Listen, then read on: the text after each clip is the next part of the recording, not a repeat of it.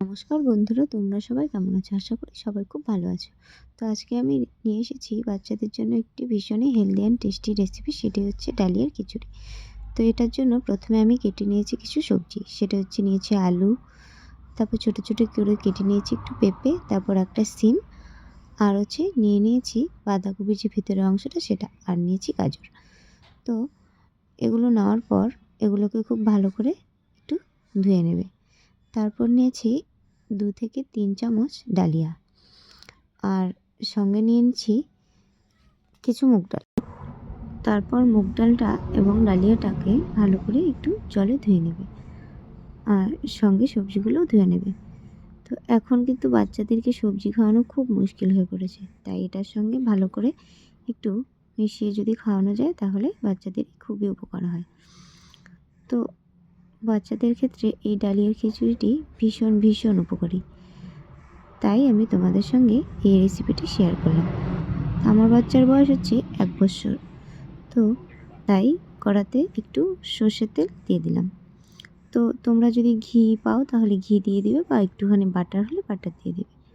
তো তারপর তেলটা আস্তে আস্তে যখন গরম হয়ে আসবে তখন সেটাতে অল্প কয়েকটা, সামান্য কয়েকটা 5-6টার মতো জিরে দিয়ে, গোটা জিরে দিয়ে নাড়াচাড়া করতে থাকবে।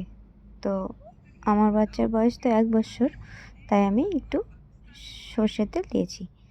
তো যাদের বাচ্চার বয়স 1 বছর থেকে কম বা 7-8 মাসের মতো, তাদের বাচ্চার ক্ষেত্রে তেল বা ঘি বা বাটার যেটাই দাও সেটা একটু কম পরিমাণে দেবে। তো বেশিরভাগ ক্ষেত্রে তেল বা বাটার বা ঘি বেশি পড়ে গেলে তো বাচ্চাদের পেটের সমস্যা হতে পারে। তো তারপর তেলটা গরম হয়ে গেলে জিরেগুলো যখন একটু ব্রাউন রঙের হয়ে যাবে বা বাদামি রঙের হয়ে যাবে, তখন যে ধুয়ে রাখা সবজি, ডালিয়া এবং যে মুগ ডালগুলো ছিল সেগুলোকে দিয়ে দেব। তো এই যে ডালিয়ার খিচুড়িটি, এটি কিন্তু আপনারা আপনাদের বাচ্চাদেরকে দুপুরের খাবার এবং রাতের খাবার দুবেলাই দিতে পারেন। তো আমি আমার বাচ্চাকে দুপুরের খাবার হিসেবে এই ডালিয়ার খিচুড়িটি দিয়ে থাকি। তো যাদের বাচ্চা একদমই ছোট তাদেরকে তো এগুলো দেবেনই না। আর আমার বাচ্চা যেহেতু 1 বছর চলছে, তাই আমি আমার বাচ্চাকে এই ডালিয়ার খিচুড়িটি দিই। তো এরপর এগুলোকে হালকা আঁচে একটু নাড়াচাড়া করার পর এটাতে আমি একটু জল দিয়ে দেব। একটু নয়, পরিমাণ মতো জল দেবো, যাতে সবজিগুলো সবগুলো সেদ্ধ হয় এবং ডালটা সেদ্ধ হয়ে একসঙ্গে মিশে যায়। তো নাড়াচাড়া করার পর এগুলো দেখুন একটু রঙটা হালকা ব্রাউন হয়ে গেছে।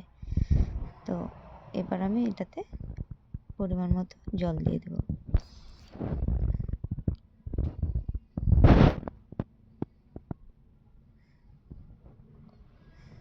তো আমি জলটা দিয়ে দিয়েছি। তো এখানে এবার পরিমাণ মতো একটুখানি স্বাদের জন্য দিতে হবে একটুখানি নুন।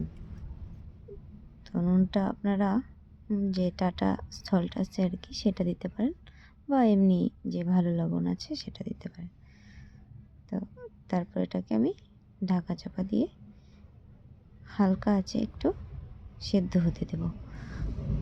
আঁচটা যদি বেশি বাড়িয়ে দেন তাহলে কিন্তু নিচ দিয়ে লেগে যেতে পারে বা পুড়ে যেতে পারে। তো এটা দেখুন 5 থেকে 10 মিনিট পর আমি এটাকে খুলে দেখলাম, এটা প্রায় সেদ্ধ হয়ে গেছে। তো তারপর এটাকে নামিয়ে নিয়ে হাতা দিয়ে এভাবে হালকা করে ম্যাশ করে নেবেন। আর আমার কাছে যেহেতু ম্যাশার নেই, তো আমি হাতা দিয়ে করছি।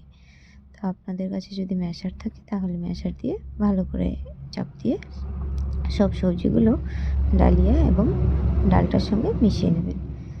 তো ম্যাশা থাকলে খুব বেশি ভালো হতো, সব সবজিগুলো মিশে যেত। তো এটা এখন আমার বেবির জন্য একদম রেডি। তো এটা দেখি নিয়ে গিয়ে ও কি বলছে।